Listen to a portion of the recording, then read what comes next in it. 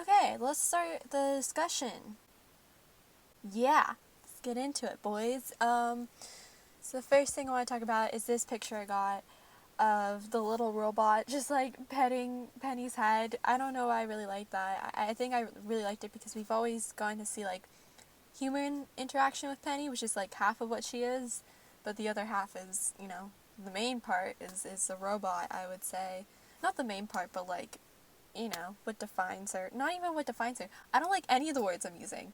Just a good portion of who Penny is a robot. And so I like that we're getting to see like the robots have these emotions for her and be like, it's gonna be okay. Don't worry about it. I don't know. I found that very strangely wholesome. I like this shot not because we get to see, the police coming around and enforcing the curfew. We're getting to see the state of Mantle again.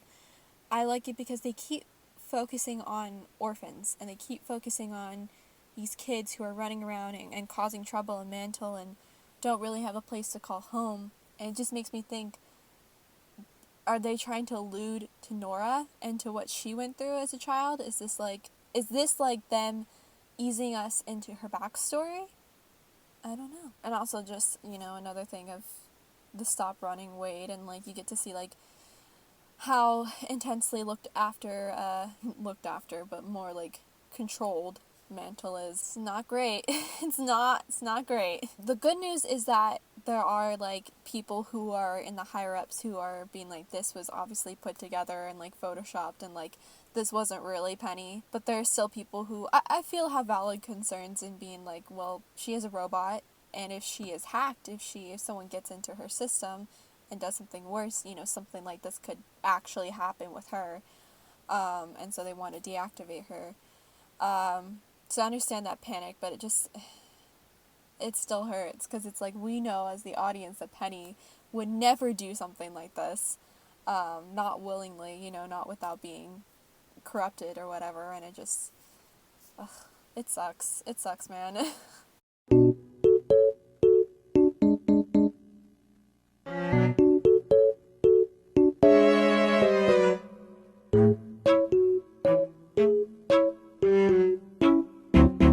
So the next thing I noticed was Fiona running around on the top of the buildings with Joanna, and I was really happy because I thought that Fiona had probably died, and she didn't, so our F curse isn't real. We only had Forrest, so crossing my fingers that Fiona stays alive, because then I'll bite my words right now.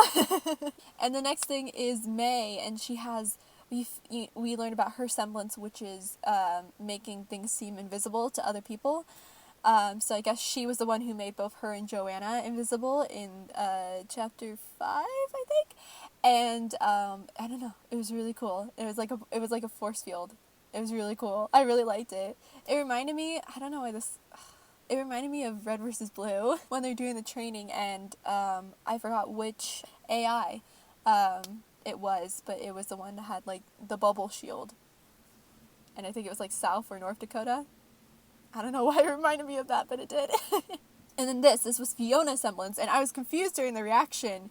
I didn't know whose was whose, so when Fiona revealed it, I was like, oh, was that both Fiona's reaction? But what Fiona was doing, she was basically making the car disappear. Like, that's her semblance, I think, is making things dissipate. I could be wrong, I don't know, I'm trying to see it as it is, but she makes them disappear, and, yeah, it's a dope-ass semblance. It kind of reminds me of Neo's a little bit, but details. And yeah, I really like the animation here. I just love it. I don't even know how they constructed all this, but it looks so dope. It looks so good. Like, the screenshot doesn't do it justice. It looks so great in the episode. RT, you're doing amazing. This. I'm so conflicted on how I feel with how Ruby's handling this. Because on the one hand, I totally agree in her keeping the information to herself, because he is not in a good state of mind, and especially now, if we fucking tell him, he's gonna lose his shit. It's not gonna be great. On the other hand, I'm like, God, why didn't we tell him? Because he's so focused on building this tower that he's going to give the speech from, which, you know, it's not probably going to happen now because of everything that's went down, but we haven't told him the truth, and it's like, how are we expecting him to tell everyone all around the world about this information, and he doesn't even have the whole truth? So we're basically lying to everyone. So Ruby, I'm on the fence with you right now, and it hurts. Winter brought up martial law, which, if you don't know what martial law is, it's basically, it's like, we kind of have been seeing a little bit of it in Mantle. It's very just kind of police enforced kind of state, but it's where the military takes over the actions of what a people-run government would do, which is terrifying because the military and the government have two kind of different mindsets. And military obviously is an adjective that can be described as like strict and like following orders and following rules, and it's not a people pleasing thing at all. It's not for the people. You know, it's not something that a lot of people can endure. You know what I'm saying? And no. Martial law, let's not do that. And I like that Nora's coming after them. I agree 100% with what Nora's saying. You can't do this to the people. You can't put more soldiers into a place like Mantle and expect things to be okay, you know, and expect things to get better. It's only going to get worse. There's only going to be people who are pushing back more because of it. Like, you can't control people. Like, that's not a thing you can do. You know what I mean? You can have a loose set of guidelines for how people should be, you know, normally, and how they should run their lives, and how they should go about every day. You know, we have that in our society, but to place them under such strict law and have like curfews and have, you know, people surveying them all the time, and like, you can do this but you can't do that, and like, that's gonna make people hate you. That's gonna make people want to overthrow you, and that's how coups happen. And it's not great. We don't want any Julius Caesar shit happening. And I called this shit last week, and so many people have called this, but I'm going to call it for myself. But they are focusing so much attention on Nora in Mantle, and how much she cares for it, and how much she cares about the people there. And I'm like, I see where you're going with this. Like, even if Sam didn't say her comment about how we were going to learn more about Nora's backstory, I would 100% be like, oh, okay, I see what they're alluding to. So I don't know if Nora is from Mantle or she's from a place that is very similar to Mantle, but I have a feeling she knows what this is like, especially being an orphan. Like, she knows what it's like to struggle, and she knows what it's like to have to go through restrictions like this.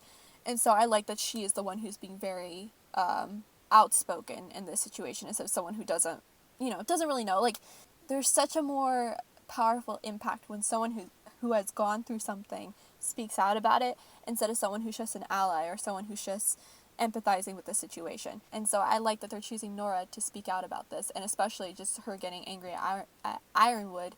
I very much appreciate. Thank you, Nora. That's all I gotta say. Thank you, Nora. You're speaking for the people, like, literally. And it's very nice to see that it's not just... I like that they're not all just kind of being like, oh yeah, we'll go along with what Ironwood says, and like, he's right all the time. It's like, no, you have to question shit, and you have to stick to your morals, and you have to stick to your own experiences that you've been through. So, yeah. I also love that Ruby is still being portrayed as the optimist and the person who's still, you know, trying to be the spark of hope and light in tough situations, and how she's comforting Nora and being like, you are very valid right now, and I'm standing by you right now. But she's also talking to Ironwood and being like, we can't push against the people because they're going to push back, and if we have that divide, that is exactly what Salem wants. That is exactly what Salem has always played for, is dividing the people. She doesn't have to do shit. You know, she doesn't have to go and do anything. The people will do it for her. And we can't do that. And I like how Ruby is pointing that out, you know. I'm still like, I don't know about the whole Salem truth thing, but this was very good. This was very good. So we get a screenshot of Tyrion's kind of police report, I would say. And so apparently he was a prisoner on a truck. He was, you know, he wanted for murder and assault and kidnapping, which is, God, if I am ever kidnapped by Tyrion Callis, fucking kill me. I don't want to think about that. But yeah, it kind of just lists everything that he's been through, and, you know, he because I was reading the report, because people weren't watching him and he didn't get more protection than was requested, he broke out, and then he became just this little murderer just running around the town. And I guess Salem found him that way. I don't know who found him. I don't know how he was, like, recruited by Salem. That's, like, my main thing about... That's my dog. That was my main thing about Salem's whole team, is like, okay, I want to know your backstory, but I also want to know how you were recruited by Salem. Because she's on this, like...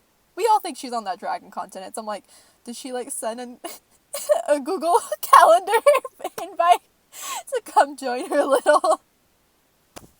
to come join her little evil group. I'm just imagining that. Oh my god.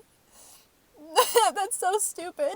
But I want to know how Tyrion was recruited, for real. And I love that Ruby pointed out, well, obviously she would have pointed this out anyways, but she was giving the truth of, he works for Salem.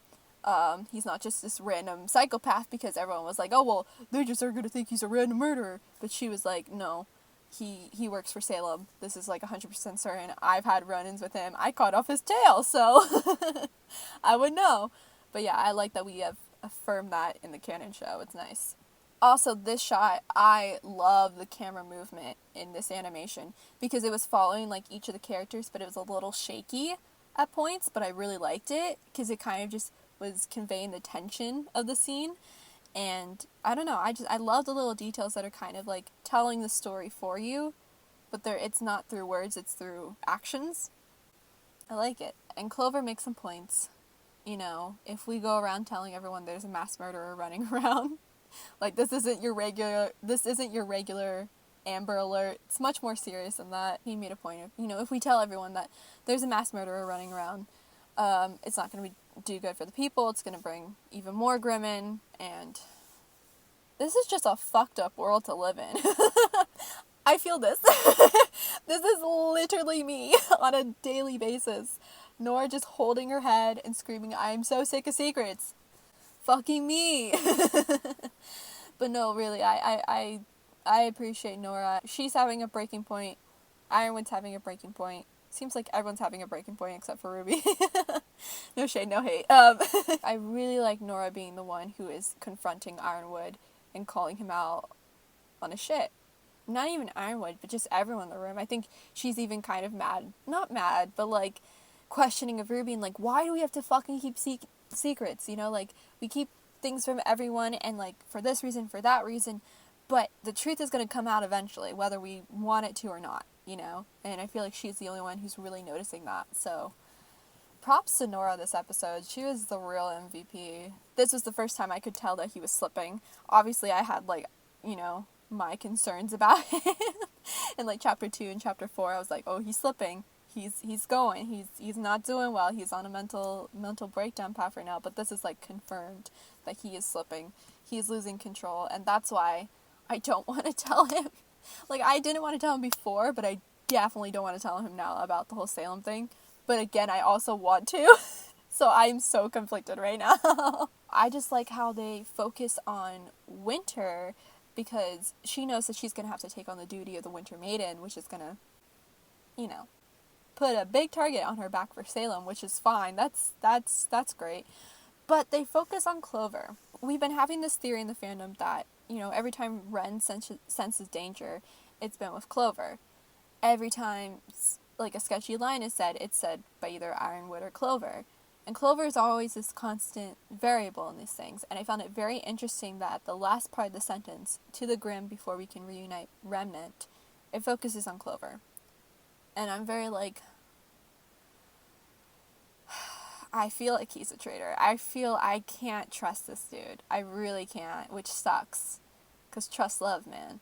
But I cannot trust him right now. Clover, I liked you. Why you gotta do this to me? I love how Ruby and Nora, because they went to her rally, because, you know, they were for Robin. They're both for Robin. I think they both like her. Were like, let's not put her in custody. That's probably not the best idea. Because that's what they did with Team Ruby and company in the beginning. They put them in custody, sort of.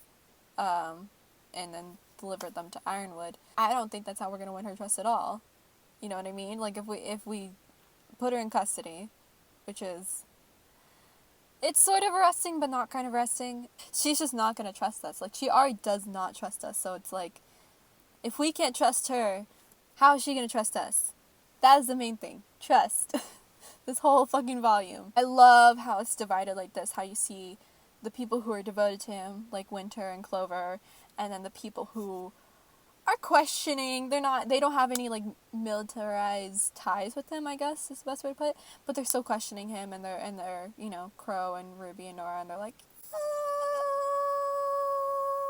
I don't know, we're probably gonna do what we think is best at the end of the day. Man, visual storytelling this volume has been so amazing.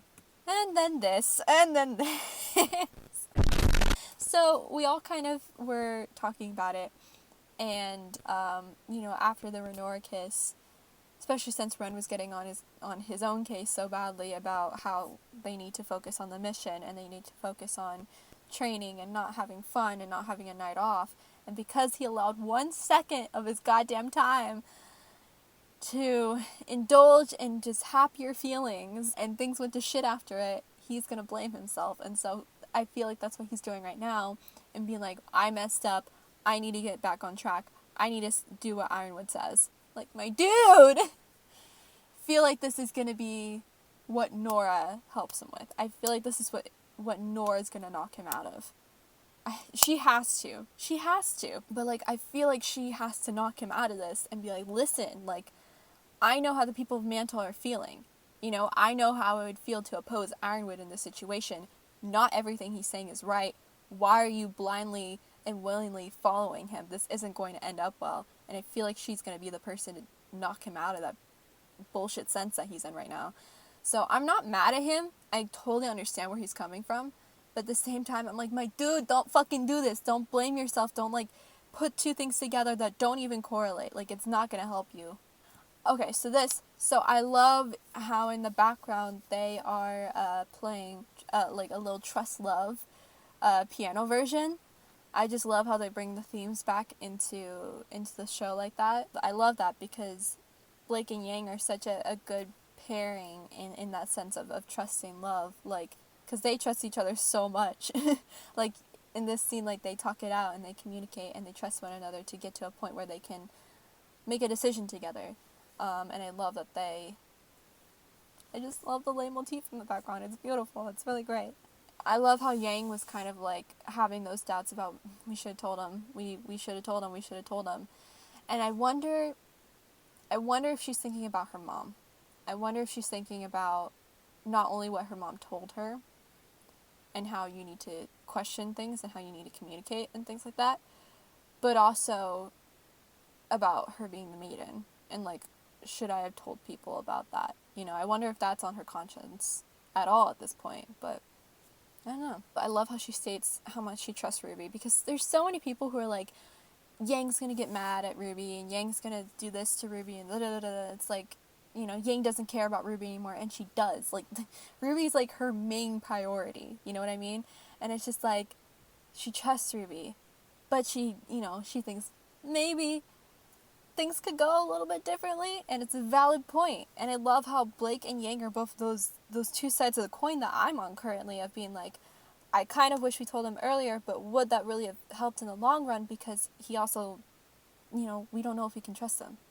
I love how they can just sense one another's feelings. You know what I mean? Like, she doesn't even have to ask, like, oh, what are your thoughts on this? She's like, oh, I can immediately tell that you don't agree with this and that you have a differing standpoint to this. And I don't know. I really love their connection and how they don't even need to question each other. They just know how they're feeling. And it's so amazing to see how developed they've gotten and, like, how much of connection they share. It's really, I like it. I like it a lot. So this part, so he's a bit prone to overreacting, is kind of what I was bringing up, and how we can't trust him. And, like, yeah, it's like, if we tell Ironwood now, fucking hell, that's, chaos is gonna be fucking loose. You know what I mean? He will literally break. He is literally on the verge of falling off that cliff of breaking. And if we tell him this, that is the final push. So it's like, do we or don't we? And I don't know the answer to that. But in this part where she said he's a bit prone to overreacting, I wonder also if she was thinking about Adam. Because he kind of, he was definitely an overreactor. He was definitely a person who took things to another level, which he didn't need to. So I wonder if she was thinking about that. And I love that that's her stance on it too. I love that that's how both their stances are, because of the people who have affected them in that way and who have made them think of that way, if that makes sense. Like, their environment has affected their questioning. This was sad. So keeping secrets and taking lives, she was obviously talking about Adam. I'm the person to be like, yeah, fuck Adam, he's dead, da da da da. But it was hard, when you go through something, when a person affects so much of your life, good or bad, cutting them out of your life is fucking difficult. It's not easy at all to do that. And so people who are saying like, oh, Blake's a bitch, and like they're just celebrating their murders, like even in the song Nevermore, she was like, this isn't a story about victory, this is a story of a boy who lost his way. I like that we're finally addressing it in the show, that she has a guilty conscience about it, because it's a thing that I have felt. If you know what happened this year, I had to cut someone out of my life, and it was fucking difficult to do. It wasn't an easy thing for me to do. It wasn't something I enjoyed in the least bit, and I love how they're putting it in the show. I love the writing for trauma and abuse and things like that. It's very beautiful and not romanticized and just real, and I appreciate it.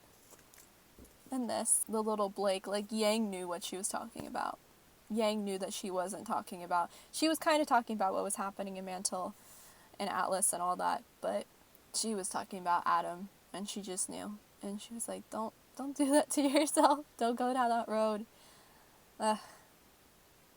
Man, Yang's just a gift to this world. And the little look, I just love the close-ups on their faces. Like, they care about each other. Like, shipping regardless, these two fucking care about each other so much. And it's so nice to see. It's especially with the Renora angst that's going on right now, and how Ruby and Penny kind of have been bonding a little bit more. It's so nice to see two partners who just care about each other so much. It's really nice, okay? I'm really soft. And her, Yang just assuring her, we did what we had to do. There was literally no other option. People can spout excuses out of their asses all day and be like, well, they could have taken them to the Argus military police force. And they could have saved him. And they could have... No. Adam was at a breaking point. There was no other development for Adam left. Alright? Like, let's just get that done and period. There's nothing they could do. He attacked first. They were defending themselves. He was not going to back down. There's nothing they could do. And I love that Yang is telling her this, because when you go through something like that, no matter what, you blame yourself for it. And you're like, I could have done something. I could have caught it earlier. I could have helped him. I could have da-da-da-da. It's like, no. At the end of the day, you protected yourself. And that's all you can ask for. That's all you can do in life. And I love that Yang is just helping her not go down that road, because it's very important. It's very important. I'm sorry I'm getting so deep here. I didn't mean to do that. But next time I want to make sure that we don't have to.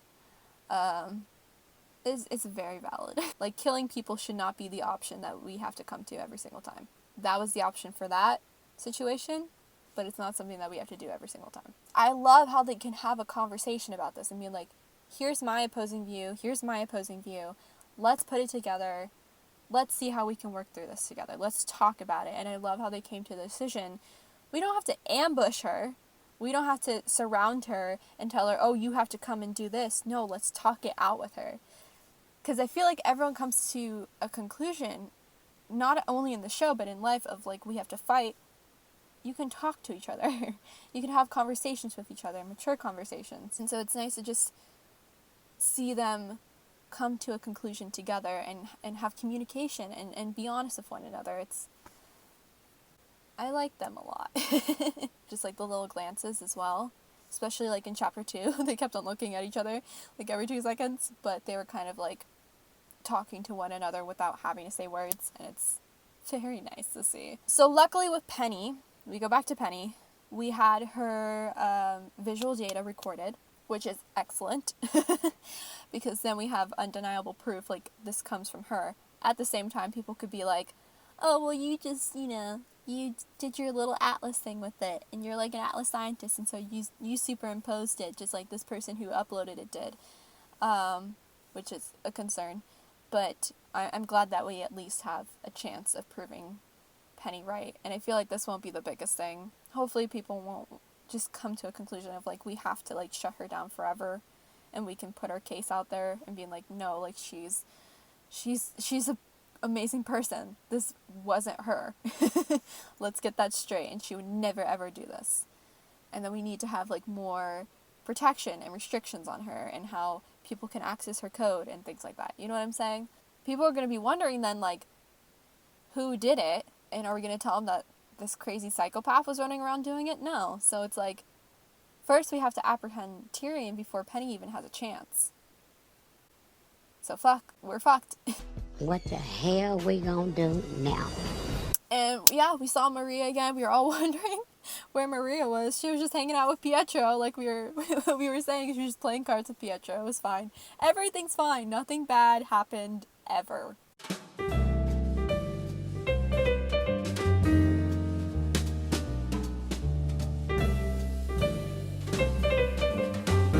And again, I love how Ruby's pointing out how Salem's goal has always been to divide us. Like, that is her main thing. Like, that is, dividing and conquering is Salem's main thing. If Salem doesn't have to do the work, she won't have to. Honestly, I aspire to be like Salem one day. So we see a lot of villains in media who kind of are just repetitive, I guess. And it's nice seeing, like, a villain who has a different type of way of getting things done. And it's like, well, let's use other people. That's the most shitty thing we can do. And this hurt. Ruby pointing out the Vital Festival. It's like, yeah, it literally is Volume 3. It literally, that chapter was Volume 3. And a lot of people were like, oh, it was like the ending of Volume 3. And I was like, no, it was the middle of Volume 3. That is exactly what the middle was like, of Yang having that fallout. And it sucked. It sucks to be reminded. It's so frustrating. Because we all know it's Watts, but they don't know it's Watts. It's so frustrating. And there's Maria going, we should just, like, it was so much easier back in the olden days. Like, we just fought each other to the death. It was great. It reminds me so much of just, like, I guess boomer logic. That's what I called her in my reaction. I'm like, oh man, boomer logic. Yeah, we do have, like, technology and the internet these days, and so things can seem a lot easier, but it actually makes things a lot fucking harder, with how our world is today and stuff like that. And oh man, it's like, it's not as simple as it used to be. It really isn't. But is that a good or a bad thing? I don't know.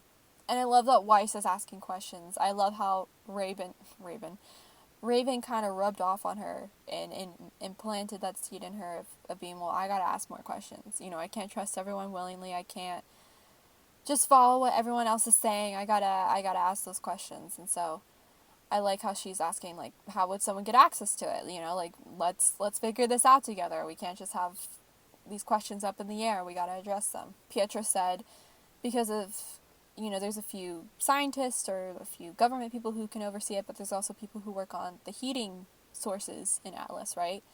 The heating grid. And the Shnidas company obviously is in cahoots with the heating grid because dust powers mainly everything. And so she's slowly I just hurt my elbow so badly. She's slowly connecting the dots and putting the pieces together. And I hope, because we're going to this fucking dinner, that she sees Whitley and she's like, hey, what's up, bitch? And he's like, listen, I don't like you, but there was this tall Waluigi man who came into our house and I need to talk to you about it. So hopefully Weiss can get this info and this intel, man, because we need it. Like, Jacques has no fucking clue who he's dealing with. He has no fucking clue. Fuck Jacques and Ruby, just being, again, the optimist. And she's such a, like, protagonist. She's a real fucking protagonist, and asking, like, how are you dealing with all this? Because people are not asking those questions to certain characters, which we will get to. But she's asking, like, how are you dealing with this? Because she is your daughter. Like, it doesn't matter what anyone says and what nuts and bolts, God damn it, and what nuts and bolts she has.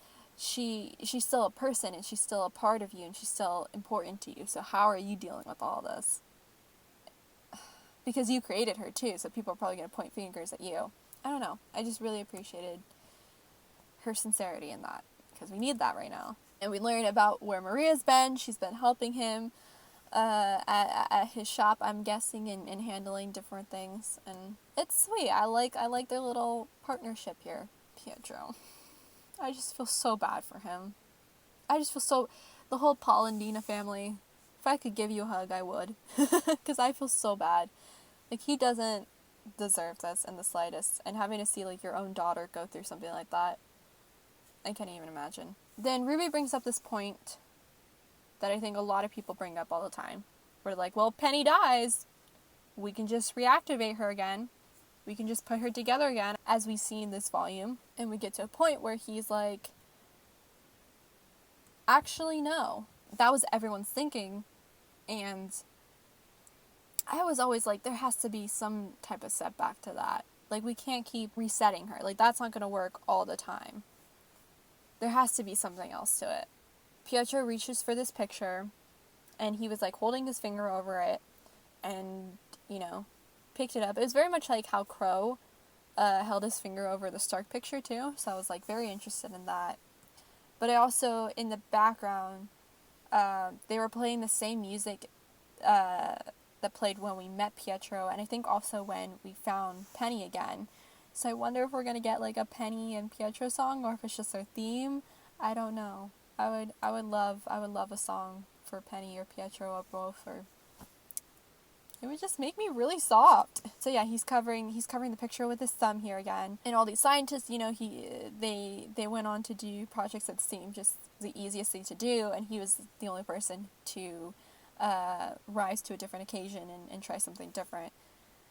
Which I thought was very interesting. And I love how Ruby's just pointing out here, like, you built something with a soul. Like, that's very special. You did something that no one had ever done, right? You built something with a soul. That's amazing. I love that he called it the Penny Project, too. I just like the little alliteration there. It's cute. It's very cute. And then Weiss was like, of course you'd be, like, rewarded for this. You created an artificial aura. And this is where I started being like, oh, maybe they're going to talk about that, because it doesn't seem like he really did. Which Pietro goes on to show him that his aura is breaking and has gaps and, like, very concerning, very worrying. This man's can literally, like, break at any time. Ruby comes to the conclusion, you gave her part of yours. You shared part of your aura, which I don't even know how he did that, but now we know for sure that if Pietro gives his aura anymore, he's gonna die. You know, if Penny gets deactivated by the people, there's no way, like, his last breath could be him rebooting her. And how is Penny gonna handle that if her father dies? Because of her. Oh, man.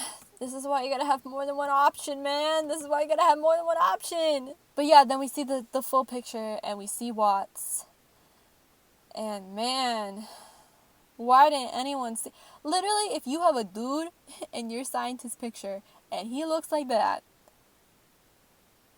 no. No.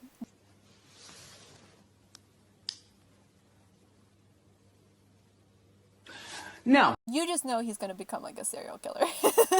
So yeah, then we go back to Blake and Yang, and they are surrendering themselves to Robin. They're trying to be like, listen, we don't want to fight, we don't want to do this, but Robin is very smart, because there's people who do stuff like that, but are trying to trick you.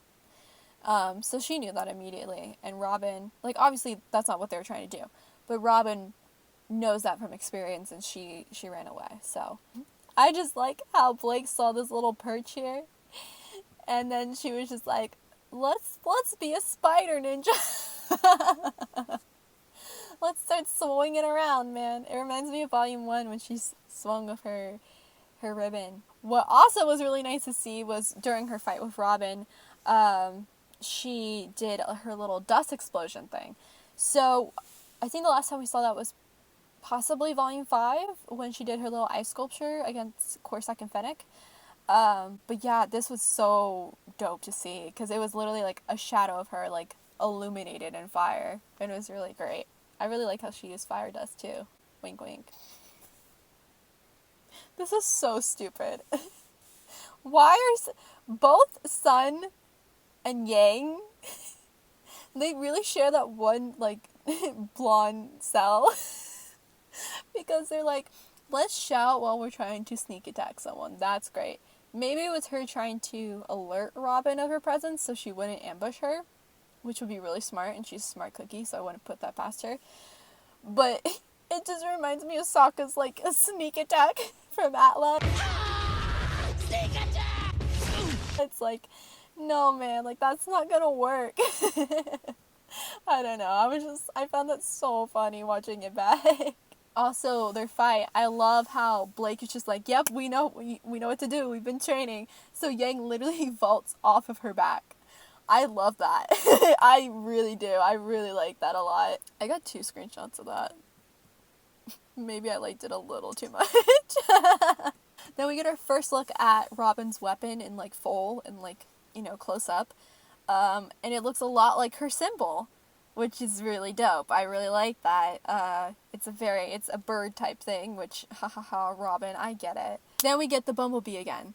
This is their favorite fucking move. Am I complaining about it? No. I love the trust that comes in with this move, because literally if Yang doesn't catch this, it will smack her in the face. So yeah, Blake throws Gamble Shroud to her, which I love that we get to see the little gold piece. I wish we got more backstory on that, but you know what? Moving on. And then Yang pulls it, and I love this whole move here, and then Blake just comes in into Robin. It's great. The whole fluidity of it, the whole choreography and movement of the shot was just stellar. I really, really liked it. This shot, speaking of animation, love the shot, love the lighting, love how Robin is in the dark, but kind of not, like she has a few lights on her, and then Yang and Blake are both in the light. Because Yang and Blake, they've only had the best intentions, right? With Robin, even though we trust her, and even though we can tell she's a good person, we can tell she's for the people and all that stuff, there's still some shady shit to her. So I like that we have a little bit of the darkness on her. I don't know, I really like the lighting there. I really like how it divides them too. It helps bring your eye to the focal points. Very smart. And I love how they're both addressing Robin, and they're saying you need to know the truth. And then, they're going to tell her, but before Blake can finish her sentence, she looks over to Yang to make sure, like, we're doing this? You sure? Okay? And then Yang just kind of looks back at her and, like, gives her the nod of approval. And I just like it. I like how much they trust one another, and they're, like, together on this. It's not, like, a divided thing, like how certain couples are right now. It's a very, like, mutual thing, and a very, they're in agreement. They're doing this because they both want to do this. It wasn't just, like, one or the other. They both agree this is the right move to make right now, which I think it is, too. I trust Robin, and I feel like if we want her to trust us, we gotta trust her. You know what I mean? This nickname thing that she got going on, okay. Fisticuffs. Sure, why not? I love, again, animation thing, lighting thing. Love Robin coming from the dark into the light. It's so nice, because she's, like, trusting them, right? Because she holds out her hand. That's a symbol of trust. Even though she has her, like, semblance, which I'll talk about in a fucking second.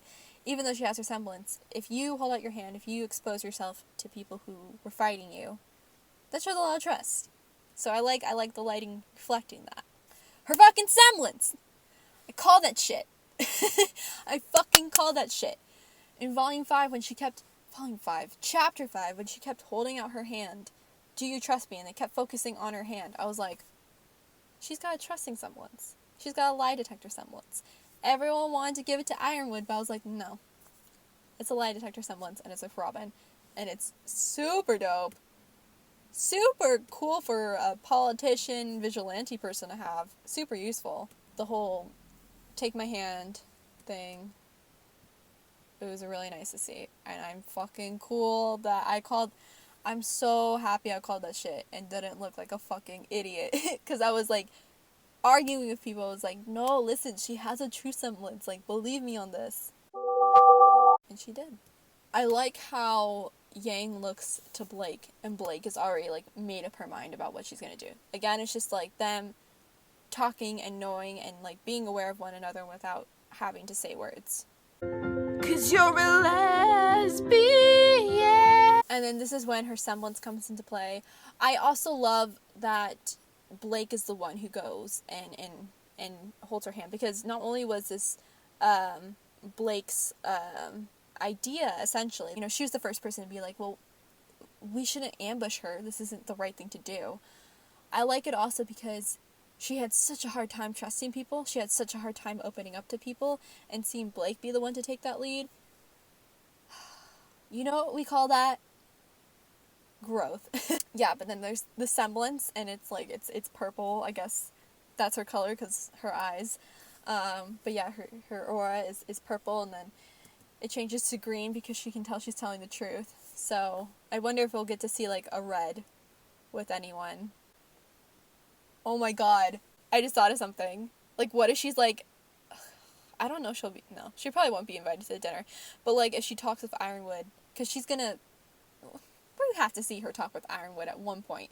If she talks to Ironwood ever, though, and, you know, he's been saying all this stuff about trusting and all that stuff, and he, like, shakes her hand, and it turns red. Holy shit. Holy shit. That's a lot. That will be, like, news to us, too, because we'll think, like, oh, shit, he wasn't telling the whole truth. And I'll just be sitting here with my little, like, teacup. We been new. This, oh my god. The handy semblance. Really? Really?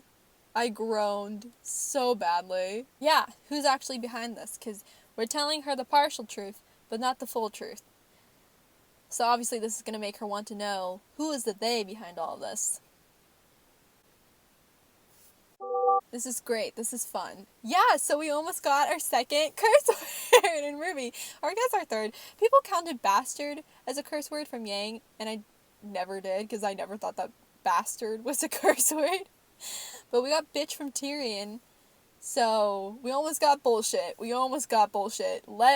Listen, let Robin finish her sentence next time, Rooster Teeth. I love how Yang is pointing this out, because it's exactly... I don't mean to do that, I'm so sorry. It's exactly my mental state on this, too. And look, we are trusting you, so you need to trust us. Like, if we're gonna have a level of trust here, we need to do it between all of us right now, which is almost like the same thing with Ironwood, but it's like, everyone's holding secrets. I noticed this. Blake said, run, we'll throw them off. And she's the first one to go.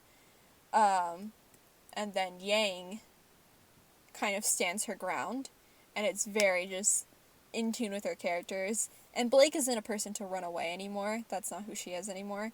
But I like that. It's still like, she knows when to run, and Yang knows, like, I need to watch Robin just in case she tries some shit. And I need to see if she has anything else to say. So, Yang is just a smart little cookie, and everyone takes it for granted. And then Robin, I won't stop until I know the whole truth. Yep, that's gonna get you killed. It's literally going to be Robin's downfall. Because she will not stop pursuing that. It's going to bite her in the ass. We have fun here. Then we go to the vault, which I don't know if this is under Atlas Academy. It must be under Atlas Academy. But it has the stuff of creation. So hopefully we get to see that. It looks cool. It's all like icy blue. I don't have much to say about it. I don't know. This annoys me. So the staff is basically the only thing that is keeping Atlas afloat. It's not gravity dust, which I think is more reliable. It is just one staff and its powers that are holding Atlas and making it float. So if someone gets a hold of that fucking staff, we going down, we yelling timber, basically. Just a little bit more context on the staff is that it is a seemingly limitless energy source. So that's basically what its power is. The last one obviously provided knowledge, and this one is just providing energy, I guess. So I don't know what that means for in the future or what other uses it has, but, and I like this. This was soft. You know, what Ozpin said about how the staff could lift them higher was kind of the inspiration for the Amity project and putting that up into the sky. I give shit to Ozpin, but there are many times where I do miss him because he did have some good words. The staff can only be used for one purpose at a time. So I like that all the relics have limitations. They're not just like these amazing magical resources. But it frustrates me to no end because it's like, if we don't have a B plan for this, how are we going to keep Atlas afloat? Because we're only using the staff. Like, we're not using dust. Like, I wonder if they can have that B plan and put that into fruition, where the dust will also help hold up Atlas if something bad does happen. But I feel like they're not even thinking that far ahead, and it frustrates me. So Ironwood is talking about eventually you won't even know who's who anymore. I don't like that. Like, I love Oscar, and there's so much more we need to learn about him. You know? Like, we don't know what his semblance is. We don't know what his backstory is. We don't know all these things, and it's like, we're gonna just lose him because he's gonna merge and become a part of this person. I don't know. I just hope they don't merge. I really, really hope they don't. Something prevents them from merging, because, you know, Ozma's whole thing is, well, I will only be lifted of this curse when Salem is defeated. So hopefully we can defeat Salem so that Oscar can be his own person. And hopefully Oscar won't die when Salem's defeated, because that would suck. Oscar does not seem happy about that. No one's asking how Oscar feels about this whole thing. Everyone just kind of takes it as it is. You know, he even took it as it is in Volume 6, where he's like, oh, I know I'm going to be merged into another person, but no one's asking, like, how are you? Like, how are you dealing with this? How are you handling this? Because it's a hard thing to handle. No one's giving him that, and it, again, frustrates me. Communication, people, so important. And I love him. Like, this hurts even more because he's like, I can tell you what I think. Yeah, I might not be Ozpin, but I'm still a person with a conscience. I'm still a person who has seen some shit and has been through some shit, so maybe you can listen and hear me out. So, pure farm boy. And I love how he points it out, like, if you don't trust anyone, and if you're holding onto secrets, and if you're weary of everyone in your life, it's not going to take you anywhere good. And it's not going to be helpful for you, and it's going to really destroy your mentality. Because you're going to, you know, you keep saying that you don't want to be like Lionheart. You're kind of being like Lionheart in your own way, if that makes sense. Like, he's not a coward, I wouldn't say that. But you're just kind of, if you don't trust anyone, like you're saying, like you're trusting people, but at the same time you're not like taking care of yourself, you're not trusting yourself, that's not good. And then keeping our humanity, it's what makes us different from her. It's such a good point of you know, if we go down this road of like, let's put the martial law in and let's do this and let's do that, and it's like we're not behaving like people anymore, we're just behaving like rulers and people who have no emotions and things like that, you know. And it's, you don't want that. You don't want to have no emotions. Like, every time I have anxiety or whatever, I'm always like, man, I wish I didn't have emotions. But at the same time, emotions are so vital to living and to being a person. Without emotions, you're kind of not even a person. And then Ironwood just being like, oh, I wish like I lived without fear, because it seems like she's not fearful.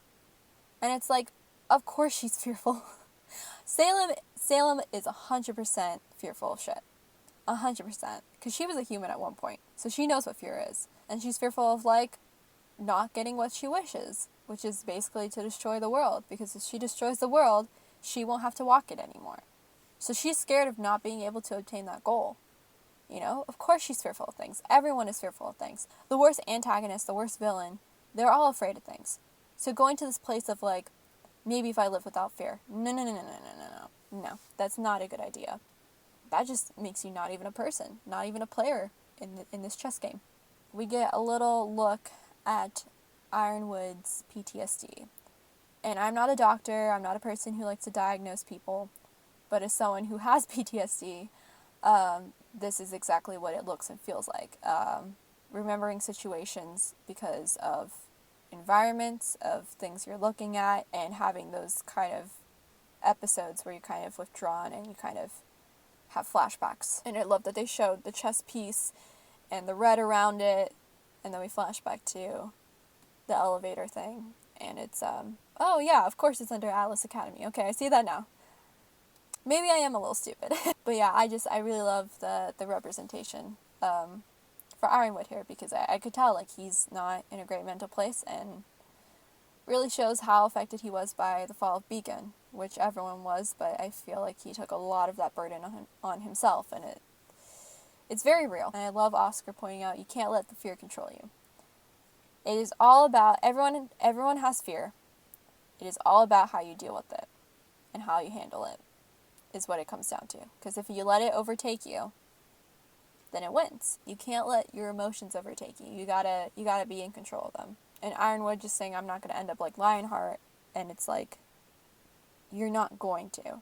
Lionheart was like, no one liked him. You know what I mean? Like, he was a total fucking coward.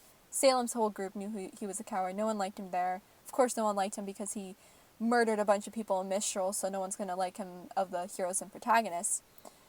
With Ironwood, though, people do genuinely care about him. And I'm one of those people who is like, I don't want to see this character end up dead or have a bad ending because they didn't take certain steps that they could have taken earlier. You know what I mean? So it's like, if you think like, oh, I'm going to end up like this person, I'm going to end up like this, it might come into fruition because you're thinking like that. You're thinking of the worst case scenario. And you can't think like that. You got to think of, what can I do to not become like that? But also, how can I not let that motivation, how can I not let that fear drive me? When Ironwood asked Oscar if he believes in him or not, he's like, of course I do. Of course I do. But there are other people I believe in. There's a ton of other people's sides that I believe in. Does it mean that I trust you completely? We'll see. And I love, again, how Oscar's pointing out, you need to talk with these people you're afraid of. Because if you don't, you're never going to get anywhere with them. If you just have your assumptions about them, you just have this fear of them, and you let that control you, instead of talking it out with them, that's not going to do great for anyone. And of course, you know, I'll get to it. We do get it. We're going to get a talk with a certain someone. I don't know how that's going to go. And just this comment of, now you are starting to sound like him, it's so concerning. I don't want Oscar to be lost. I don't want Oscar to like completely merge with Ozma. I want him to be his own person. So it sucks seeing this because it feels like he's just slipping away. I like this little scene. I hated it because Penny is so sad, and it hurts me. It hurts my heart how guilty she feels over all of this.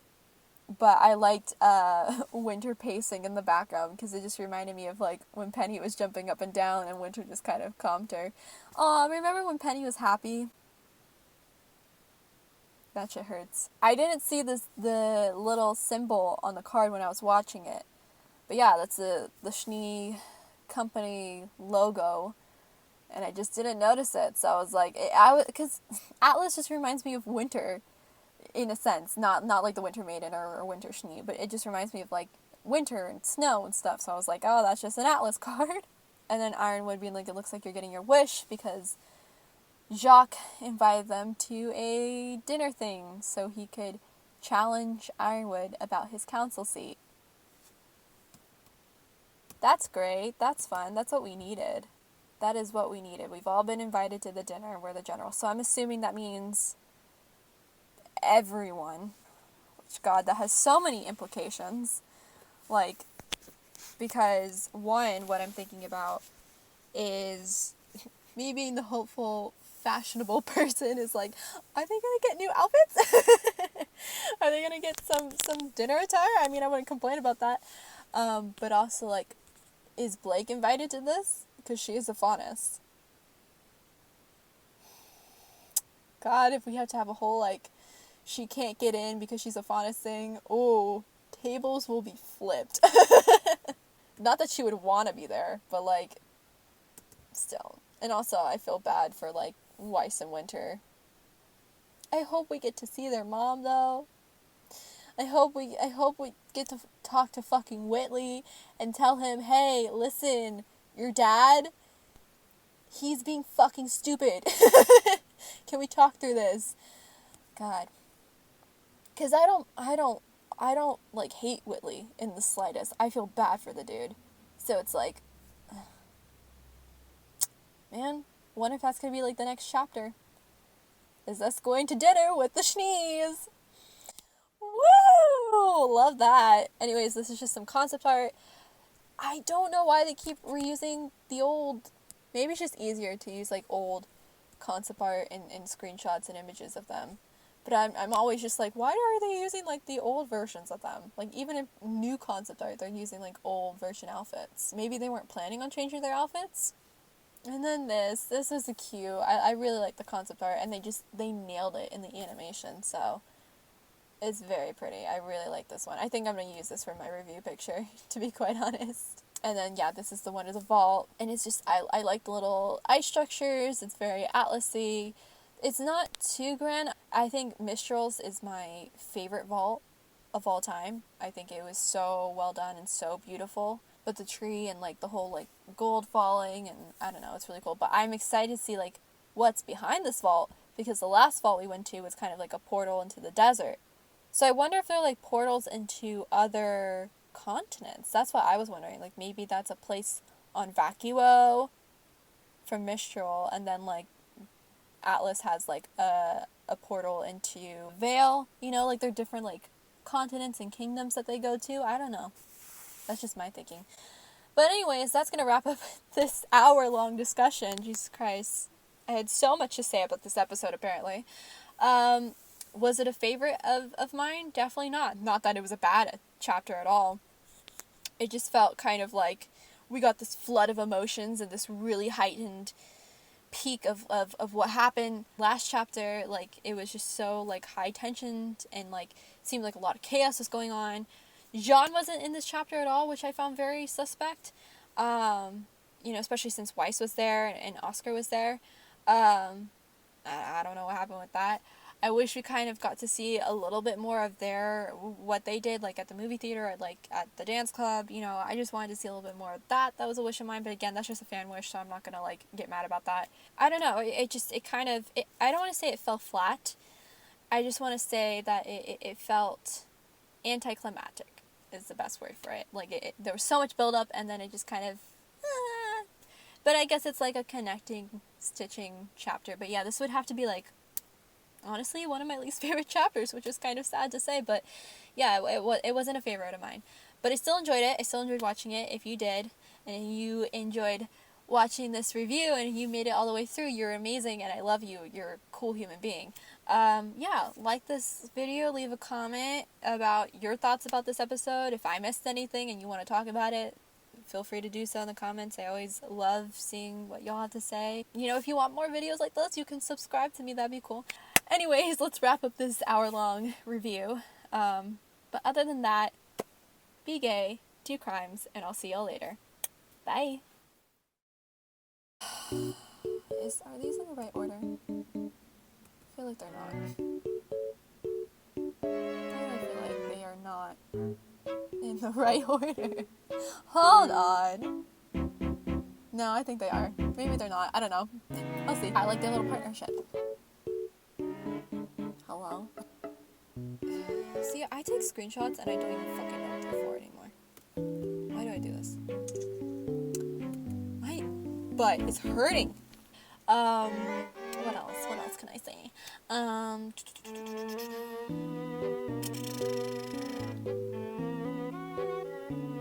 Yeah. But other than that, who is in my room? I hear someone in my room. No, that is just me. Okay.